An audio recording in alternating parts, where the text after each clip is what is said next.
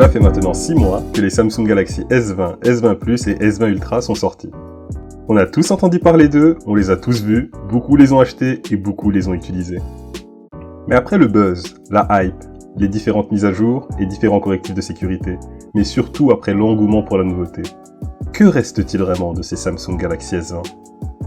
Bienvenue sur Finzen, j'espère que vous allez bien. Et aujourd'hui je vous donne mon avis à long terme sur le Samsung Galaxy S20. Cette année, comme à son accoutumée, Samsung nous avait présenté 3 smartphones. Le S20 Ultra qui est le mastodonte de la marque cette année, le S20 Plus qui est le modèle de base mais en XL, et le S20 qui lui est le modèle compact, le modèle qui fait honneur à ce que doit être un smartphone aujourd'hui à mes yeux. Et c'est d'ailleurs ce dernier que j'ai choisi de tester pour vous à long terme, car j'ai toujours apprécié les modèles compacts de par leur polyvalence et leur facilité d'utilisation à une main. Niveau design, ce Samsung Galaxy S20 est un vrai bijou. Je ne me lasse pas de le contempler sous tous ses angles. C'est vraiment magnifique, regardez-le. Comment autant de technologies peuvent tenir dans un format si léger, si fin et si élégant. Il y a quelque chose de magique à avoir ce Samsung S20 entre les mains, et cette magie ne s'estompe pas du tout avec le temps. Sur la face avant, on retrouve un grand écran borderless, accueillant un capteur photo, en haut, au centre, ce qui crée une symétrie parfaite à l'avant de l'appareil. La tranche droite accueille quant à elle les boutons d'allumage et les boutons volume, ce qui libérera le côté gauche et renforcera cet aspect de sobriété et de pureté. Sur la face arrière, on aura droit à un verre Gorilla Glass 6, qui est aussi le verre utilisé à l'avant de l'appareil. Un module photo rectangulaire qui reprend le design tout en longueur et tout en étroitesse du smartphone. Et le logo Samsung, discret et très bien positionné. Enfin, sur le bas de l'appareil, on retrouve les haut-parleurs, parfaitement alignés au connecteur USB-C, qui lui aussi est parfaitement centré. Ce ne sont que des détails, mais vous me connaissez. Et c'est le genre de petite attention que j'apprécie particulièrement. En plus d'un design très réussi, Samsung a aussi mis le paquet niveau fonctionnalité. On pourra tout d'abord profiter d'un écran 120 Hz. Pour rappel, de manière simple et concise, c'est le nombre d'images par seconde qu'affiche l'écran de nos smartphones. En général, ce nombre s'élève à 60 images par seconde. Et ici, Samsung pousse l'écran du Galaxy S20 à 120, soit le double. Pour être honnête avec vous, la différence se fait largement ressentir. On a l'impression que notre smartphone est dopé aux stéroïdes, ce qui augmente considérablement la fluidité du Samsung Galaxy S20. C'est vraiment à essayer pour en ressentir les effets. Pour ce qui est des couleurs, elles sont juste magnifiques, comme d'habitude chez Samsung. La technologie Super AMOLED est remarquable. La luminosité ? Elle aussi est au niveau de ce que l'on attend d'un smartphone haut de gamme. Je n'ai rencontré aucun problème de visibilité, que ce soit à l'intérieur ou à l'extérieur, même quand le soleil tapait directement sur mon écran. Bravo encore à Samsung, on ressent leur expérience pour ce qui est de sortir des dalles de qualité. Passons à l'appareil photo. Après autant de mois d'utilisation, je trouve l'appareil photo très correct. On dispose de 3 modules photo, un de 64 mégapixels et 2 de 12 mégapixels. Les capteurs font très bien leur boulot. L'appareil photo du Samsung Galaxy S20 est fiable, on pourra compter sur lui les yeux fermés pour immortaliser les moments importants de notre quotidien. Les photos de nuit sont quant à elles très satisfaisantes. Elles sont très claires et lisibles, mais peut-être un peu trop. Quand je prends des clichés la nuit, j'apprécie qu'on puisse reconnaître qu'il s'agissait d'une scène de nuit. Avec le Samsung Galaxy S20, elles sont tellement claires qu'on croirait qu'elles ont été prises de jour. Mais bon, ça c'est une histoire de goût. Le mode portrait marche très bien et comblera les attentes de la plupart des utilisateurs. La fonctionnalité du zoom x30 est par contre bluffante. À ce moment, le lissage du Samsung Galaxy S20 prend tout son sens afin de nous offrir des clichés très corrects en situation de zoom comme on peut le voir sur ces clichés.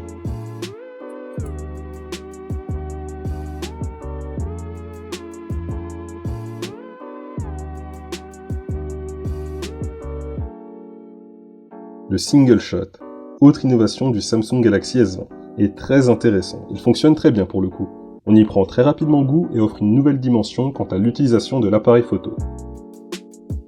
Il suffit de rester appuyé sur le déclencheur et l'intelligence artificielle va elle-même choisir les différents filtres et différents effets à appliquer. Et ça marche à la perfection.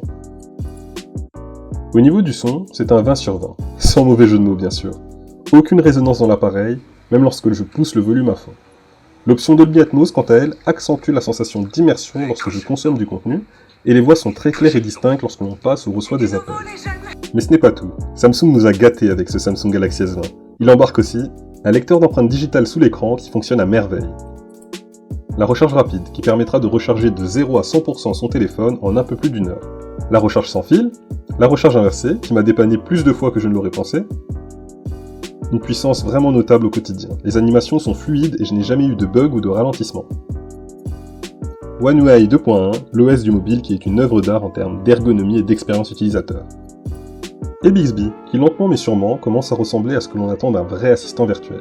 Il permet de désactiver mon Wi-Fi quand je quitte mon domicile et de le réactiver quand j'arrive au boulot, d'ouvrir mon application d'actualité préférée chaque matin quand je prends mon téléphone, et même d'ouvrir ma liste de courses quand j'arrive au magasin, pour être sûr que je n'oublie rien. C'est assez flippant au début, mais c'est super efficace. Pour ce qui est de l'autonomie du Samsung Galaxy S20, c'est très correct pour un smartphone compact. Ses grands frères, les S20 Plus et S20 Ultra, s'en sortiront forcément mieux. Vu qu'ils sont plus grands, ils auront une plus grande batterie. Il est vrai que j'aurais quand même espéré un meilleur résultat pour un téléphone haut de gamme de 2020. Mais bon, pas d'inquiétude à avoir, on tiendra généralement la journée avec les Galaxy S20. En termes de prix, le Samsung Galaxy S20 est sorti au prix de 909 €. Aujourd'hui, il descend jusqu'à 589 € sur certains sites, dont je vous mets les liens dans la description. Les Samsung ont toujours décoté de manière très rapide. Ce qui fait que quelques mois après la sortie des Samsung Galaxy S20, leur rapport qualité-prix explose littéralement la concurrence. Si à sa sortie je lui donnais une note de 14 sur 20, aujourd'hui avec toutes ses fonctionnalités innovantes, son design premium et sa qualité de fabrication exemplaire, à son prix actuel, le Samsung Galaxy S20 recevrait une note de 17 sur 20. Donc petit conseil, si vous êtes un minimum patient et que vous aimez les Samsung, attendez toujours quelques mois après leur sortie et vous réaliserez une superbe affaire. La grande question, ce que je pense de mon utilisation à long terme du Samsung Galaxy S20. Petite parenthèse, n'oubliez pas de vous abonner et d'activer la cloche pour ne pas manquer nos prochaines vidéos, de mettre un petit pouce bleu pour soutenir la chaîne, ça nous fera plaisir. Et maintenant je vous livre mon retour d'expérience à long terme du Samsung Galaxy S20. C'est clairement un téléphone que je pourrais garder 3 ans sans me sentir dépassé. D'ailleurs, petite parenthèse, les S20 bénéficieront de 3 ans de mise à jour Google contre 2 ans pour les anciens modèles. Au prix actuel, c'est un smartphone qui vaut le coup. Si vous avez un Samsung Galaxy S10, je vous conseillerais quand même de le garder et d'attendre la prochaine génération de Samsung. Si vous avez un S8 ou un S9, vous serez très content d'avoir un Samsung Galaxy S20 en votre possession. Oui, le marché Android est très vaste, mais pour moi, Samsung restera cette année encore le choix du haut de gamme par défaut de chez Android. Avec un design splendide et luxueux, un écran à la pointe de la technologie et de ce qui se fait de mieux actuellement, un OS stable, ergonomique et pensé pour l'utilisateur, des fonctionnalités waouh comme on les aime chez Android, et un appareil haut de gamme, performant et fiable. Surtout quelques mois après sa sortie et sa chute de prix, d'ailleurs je vous mets dans la description les liens pour le Samsung Galaxy S20. Bref, Samsung a encore bien joué son coup cette année. Et pour moi, le Samsung Galaxy S20 fait partie du top smartphone de cette année 2020. Si vous avez des questions, n'hésitez pas à me les poser dans les commentaires, ça me fera plaisir de vous répondre. Pensez à vous abonner et activer la cloche pour les prochaines vidéos. C'était Finzen, à bientôt, et prenez soin de vous.